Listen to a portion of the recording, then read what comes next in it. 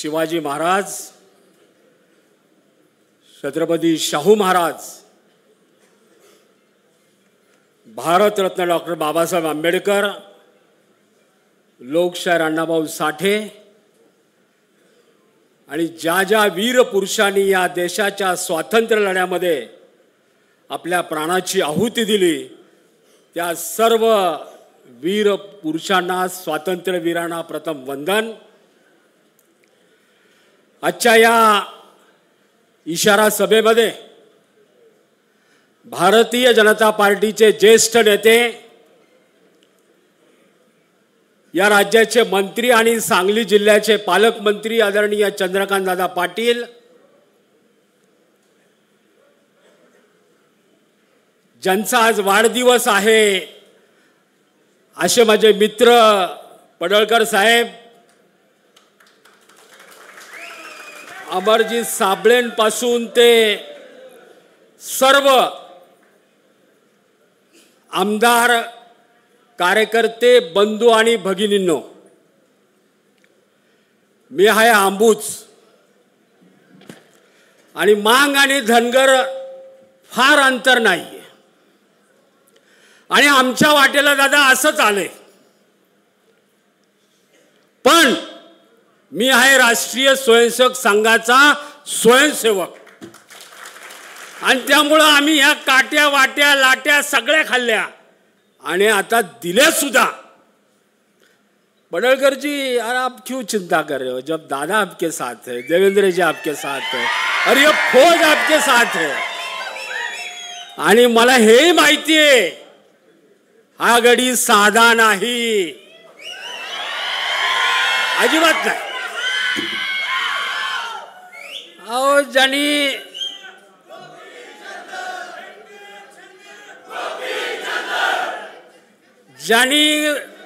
काट्या वाट्यात रात बेरात आणि जसं अण्णाभाऊ साठे यांनी वाटेगावपासून ते मुंबईपर्यंत पायी प्रवास केला, तसाच हा खडतर प्रवास आहे या माणसाचा। हा माझा मित्र आहे ना, खडतर प्रवास आहे। आम्ही काय तोंडात चांदीचा चमचा घेऊन किंवा आम्ही कुठंतरी विदेशात शिक्षण घेऊन इथं या जिल्ह्यात नाही आलो। आम्ही जिल्हा परिषद शाळेत शिकलो, महानगरपालिकेच्या शाळेत शिकलो, आम्ही आमच्या कर्तृत्वावर मोठं झालेलो आहे। आम्ही तुम्हाला का बघवत नाही? आणि काय हो, तुम्ही काय धुतल्या तांदळासारखे एकदम स्वच्छ सुंदर आहात का? तुम्ही काय लायकीचे सगळ्या जगाला माहिती आहे। संस्था आल्या कुठनं, लोकांच्या कारखाने बुडवले कुणी, आणि आज कोण उरले तुमच्याबरोबर? कोणी उरलं नाही। मटकेवाले, दारूवाले, ज्यांनी लॉटरीमध्ये भ्रष्टाचार केला, गडबडी केल्या, असे 4-2 माणसं उरलेले आहेत। त्यामुळं सगळ्यांच्या नादी लागा। भारतीय जनता पार्टीच्या कार्यकर्त्याच्या नादी लागू नका। भारतीय जनता पार्टी ही अशी पार्टी आहे की या पार्टीतला प्रत्येक नेता हा कार्यकर्त्याच्या पाठीशी उभा राहणारा नेता आहे। देवेंद्रजी असतील, दादा असतील, आदरणीय पंतप्रधान नरेंद्र मोदी साहेबांपासून ते असंख्य नावं सांगता येतील। आणि आम्ही मेहनतीने पक्ष उभा केलाय हो। 2च खासदार होते आमचे, लोक चिडवत होते आम्हाला। पुण्यातल्या त्या मॉडर्न कॉलेजच्या भिंतीवर भलं मोठं लिहून ठेवलं होतं, पर्यायी पर्यायी म्हणत होते कोण, आणि यांचे लोकसभेत निवडून आले 2। इथपासून सुरुवात केली आम्ही घाबरणारे नाहीये, पळून जाणारे तर त्याहून नाही। त्यामुळे आजच्या ह्या इशारा सभेतून मी एवढंच सांगेन, नादी लागू नका, नादी लागू नका। काहीच उरलं नाही तुमचं। कोण उरले तुमच्याकडे? पक्ष उरला नाही। आणि कोणून तरी कोण येतं इकडून तिकडून इथं जमा होतात आणि सभा किती वेळ चालवली म्हणे, मी माहिती घेतली 5 तास। अरे बेटे, शिव्यात द्यायचे तर माझ्याकडे या ना, भरपूर स्टॉक आहे। आणि मी पुण्यातल्या झोपडपट्टीत राहून मोठा झालोय, संघाचा स्वयंसेवक म्हणून आज इथं उभा आहे। मी जर संघात गेलो नसतो तर लय मोठा गुंड झाला असतो।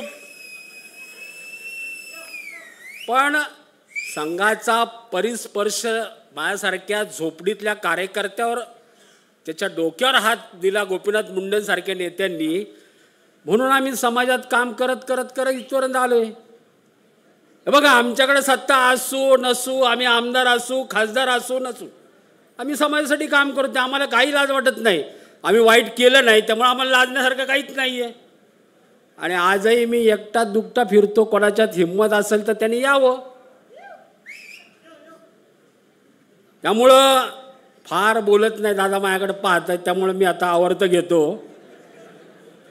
फक्त एवढंच सांगेन की आमच्या नादी लागू नका. आम्ही काय जसं सुरुवातीला सांगितलं, आम्ही तोंडात सोन्याचा चमचा घेऊन नाही आलेलो. मकरंद भाऊ, तुम्हाला तर माहिती आहे. त्यामुळं आजच्या ह्या इशारा सभेत एवढंच सांगतो की सगळ्यांच्या नादी लागा. भारतीय जनता पार्टीच्या कार्यकर्त्याच्या नादी लागायचा नाही नाही नाही. नहीं तो फिर है हम तो मैदान में खड़े हैं. खरं तर उद्याचा खूप चांगला दिवस आहे. रावणाचं दहन होणार आहे. विजयादशमी आपण साजरी करणार आहोत. आणि विजयादशमीच्या पूर्वसंध्येला खरं तर काल गोपीचंद पडळकर साहेबांनी तर काल रावण दहन केलं. मला वाटतं दसरा साजरा केलाय त्यांनी, केलं साजरा त्यांनी. आणि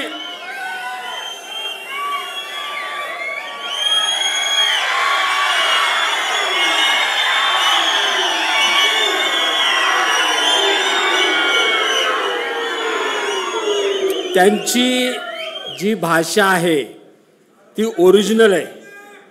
ती काय कोणाची उसने घेतलेली नाही आहे. त्यामुळे तुम्ही बोलत राहा, मी तुमच्या पाठीशी. सर्व बंधू भगिनींना उद्याच्या विजयादशमीच्या खूप खूप शुभेच्छा. धन्यवाद. जय हिंद, जय महाराष्ट्र.